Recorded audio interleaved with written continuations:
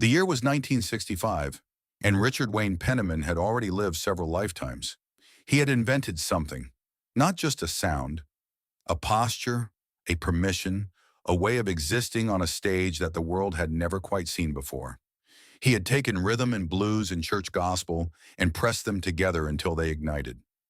He had screamed into microphones when screaming wasn't done. He had worn mascara and capes and platform shoes before any of it had a name. He had written Tutti Frutti and Long Tall Sally and Good Golly Miss Molly, and those songs had moved through American culture like something seismic, irreversible. He had done all of this and then walked away from it, surrendered it to God, disappeared into the church for a few years, only to feel the pull of the stage again and come back. When Little Richard came back, he needed a band. He was touring the Chitlin Circuit, the network of Black-owned venues across the American South and parts of the North where Black performers could work without the particular humiliations reserved for them at white establishments. The audiences were loud and loyal. The money wasn't spectacular, but the circuit was alive, electric, a proving ground where musicians played until they couldn't and then played some more. James Marshall Hendrix had been drifting through the same world for 2 years by then. He'd done a stint in the Army, served with the 101st Airborne, and been discharged honorably, or discharged, depending on who was telling the story, in 1962. After that, the guitar. Always the guitar. He'd been playing behind various acts, traveling light, sleeping in bus seats and borrowed floors, taking whatever gig presented itself. He'd backed the Isley Brothers for a stretch. He'd been with Ike Turner briefly. He moved through these arrangements the way smoke moves through a room, present, unmistakable, and somehow impossible to hold. Someone brought him to Little Richard's attention in early 1965. He needed a guitarist. Jimmy needed a paycheck. It was simple. Little Richard was 32 years old and had the kind of authority that came from having built the room you were standing in. His band, the Upsetters, understood this. You didn't outshine Little Richard. You didn't try. You held down your part. You played when you were supposed to play. You stepped back when stepping back was required. This was not cruelty. It was the logic of the thing. A performer of Little Richard's stature needed musicians who understood their function. The spotlight was not communal. It belonged to one person, and everyone else stood in the reliable dark at the edges. Jimmy came into the band quietly. He was 22, skinny with large hands and a way of standing slightly hunched over the guitar that made it look like he was having a private conversation with it. He didn't say much. He watched. He had a particular quality in those early weeks, an attentiveness that was almost eerie, the way he'd absorb everything happening around him without appearing to react. Other musicians talked between sets. Jimmy played. The first few months were unremarkable, at least on the surface. Jimmy did what he was paid to do. He learned the parts. He stayed in his lane. Little Richard noticed him the way you notice competent furniture, with something close to satisfaction that it was doing what it was supposed to do. Then, incrementally, something began to shift. It was subtle enough at first that Richard might have told himself he was imagining it. A note held a fraction longer than written, a bend that wasn't in the arrangement. A moment in the middle of a song where Jimmy's guitar said something that wasn't on any page, something that made the three people standing closest to the stage turn their heads slightly. Not toward Richard, but toward the man in the back. Richard noticed. He said nothing the first time, or the second.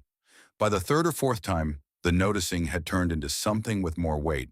He watched the audiences during these moments, watched their eyes, watched where attention moved, even briefly, even unconsciously. He had spent a decade and a half understanding exactly how attention moved through a room. He had built a career on being the thing that everyone looked at. He knew, with a precision most people couldn't articulate, the difference between an audience watching you and an audience watching the stage in general. The audiences were starting to watch Jimmy. Not for long, not completely. Just these small moments, these flickers, where something Jimmy's guitar did caused a head to turn or a jaw to drop slightly before the eyes corrected back to where they were supposed to be. But Richard felt each one of them. He felt them the way you feel a draft in a warm room. Not a disaster, not yet, but a signal that something had changed about the conditions. Backstage in Macon, Georgia, after a show in the summer of 1965, Richard pulled Jimi aside. The conversation was short.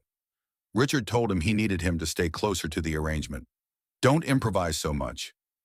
Play what's written. Jimi nodded. Yes, sir. The next night, Jimi played closer to the arrangement, and the night after that. For a week or two, things were as they had been.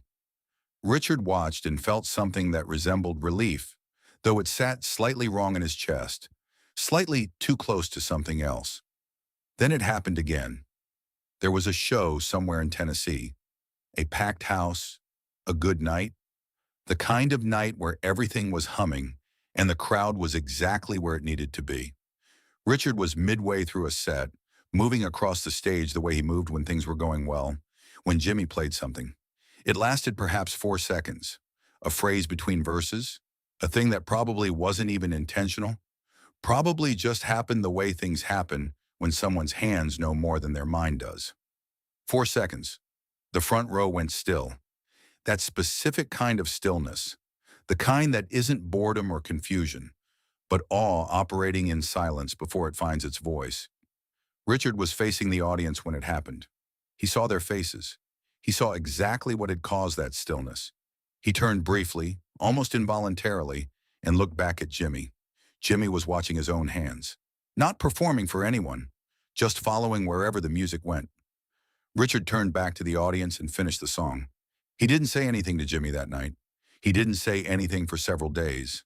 But the thing he had seen was in him now, occupying space, refusing to be filed away neatly.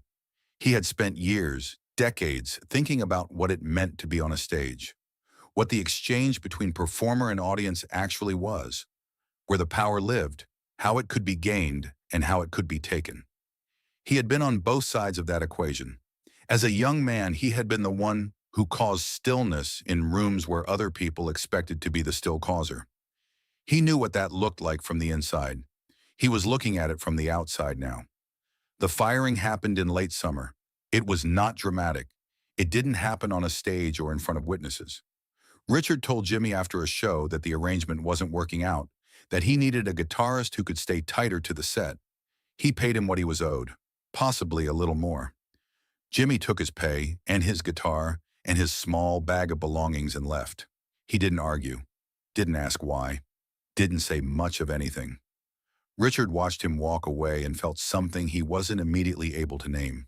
Not guilt, at least that's what he told himself at the time. It was a business decision. The show required a certain order of things. You couldn't have the background become the foreground. That wasn't how it worked. He told himself this, and it was true and it was not the whole truth. And he knew it was not the whole truth, and he set it aside. The following year, 1966, Jimi Hendrix went to London. Richard heard about it the way everyone heard about it, through the network, through musicians who knew musicians, through the particular telephone that is the music industry's unofficial news system. He heard that Jimi had gone over there and done something at a club, had played a song, had made Eric Clapton want to quit. He heard that Clapton had apparently sat in a backstage corner for an hour after and declared there was no point in continuing. He heard that the entire London scene, the Stones, the Who, everyone, had been turned on its head. Richard listened to this information and felt something he still couldn't quite name. He heard the Jimi Hendrix Experience debut single in late 1966. Hey Joe, on a radio. He was in a car somewhere, doesn't matter where. He reached forward and turned up the volume. He listened to the whole thing without moving. When it was over, he sat in the car for a moment in the silence that followed. He turned the radio off and drove. Are You Experience came out in 1967 and Richard bought it, though he would not have said he bought it. Someone left it at his house. He played it once, then again over the course of a few days, in fragments, never admitting to himself that he was playing it repeatedly. He listened to the way Jimi played, tracked the specific vocabulary of it, heard things that he recognized from those nights on the Chitlin circuit. The same hands, the same instinct, now expanded into something that seemed to have no ceiling. He thought about those 4 seconds in Tennessee. He thought about the front row going still, the thing he could not stop returning to. The thing that lodged in him and would not leave was not that Jimi had become famous. Fame was comprehensible. Fame could be explained, contextualized, filed into a narrative where it made sense. What Richard kept returning to was the memory of Jimmy's face during that moment. He hadn't been trying to take anything. He hadn't been competing. He had been following the music with his eyes down, and the room had simply responded to what was true. There had been no ambition in it, no strategy, just a person and an instrument and 4 seconds of complete honesty, and the audience had felt it the way you feel weather, involuntarily without being asked. That was the part he couldn't stop thinking about. In 1967, someone asked Richard in an interview about Jimi Hendrix whether he'd heard the new record. Richard said yes, it was interesting. He said Jimi had played with him briefly and shown some potential. Potential. He said the word and heard it and felt what it cost him to say it and moved to the next question. He didn't talk about firing him, not publicly, not then. By 1968, Jimi Hendrix was one of the most famous musicians on earth. Electric Ladyland had come out and people were writing about it the way people wrote about genuinely unrepeatable things, searching for language adequate to describe something that had never existed before. Critics who didn't agree on anything agreed on Jimi. Musicians who competed with each other on every other question put that competition down when Jimi was the subject. Richard watched all of this from the particular vantage point of someone who held a piece of information that almost no one else held. He had seen it early. He had seen it at close range. He had made a decision. He had made a decision. And the thing about decisions is that they don't stop being the thing they were just because time passes over them. When Jimi died in September 1970, Richard was on the road. He heard the news between shows. An aneurysm following barbiturate intoxication. 27 years old, London. He sat with it the way you sit with things that are too large to process quickly. He had known him, not well. They had not been friends exactly, had not maintained contact, had occupied different orbits after Jimi walked away from that last show. But he had known him, had stood close enough to watch those hands, had made a choice. He did not speak publicly about it right away. He gave no interviews on the subject. He went back out on stage because that was what you did, and he played his songs and the audiences gave him what audiences give, and he took it and kept moving. The years accumulated. By the mid-1980s, Richard was performing again with renewed intensity, reconnecting with the original music, playing oldies reviews and tribute shows, being received by new generations who discovered where everything came from. He talked more in interviews now. He'd gotten more candid with age, sharper in some ways, more willing to say the thing he would previously have left unsaid. In 1985, a journalist asked him about the musicians who had passed through his band over the years. Richard talked about several of them with affection and some with reservation, and then the journalist asked about Jimi Hendrix. Richard was quiet for a moment. He said that Jimi Hendrix had played for him early, before anyone knew who he was. He said he had been extraordinary. He said, and this was the part that found its way into articles and interviews and retellings for the decades that followed. He said that he had let him go because he was too good, because he was outshining the show, because Richard, at that moment in his life, in that configuration of his ego and his fear, had not been able to make room for what Jimi was. He said it plainly, without self-pity, but without evasion either. I made a mistake, he said. I held on to what I had built, and I was afraid of what was standing next to it, and I let him go. That is the truth of what happened. The journalist asked whether he regretted it. Richard looked at something past the journalist's shoulder for a moment, something that wasn't in the room. Every day, he said that what he had understood, finally after all the years that had passed, was that he had been wrong about what a threat was. He had looked at Jimi and seen something that might diminish him, might draw the room's attention away from where it belonged. He had responded to that the way people respond to threats, by removing them. But the attention Jimi drew was not the kind that took anything from anyone. It was the kind that expanded the space. When those 4 seconds happened in Tennessee, the room didn't stop loving little Richard. The room simply got bigger for a moment, got large enough to hold something extraordinary. He had shrunk it back down. He said that the hardest part was knowing that Jimi had not been aware of any of this. had not been competing, had not been trying to take anything. He was just playing, just following the music to wherever it led, the way he always did. He had been let go for doing what he was supposed to do, for doing it better than anyone had imagined it could be done, and he had taken his guitar and his bag and walked away without asking why. That was the thing, Richard said. He never asked why. Maybe he already knew. Maybe he didn't care.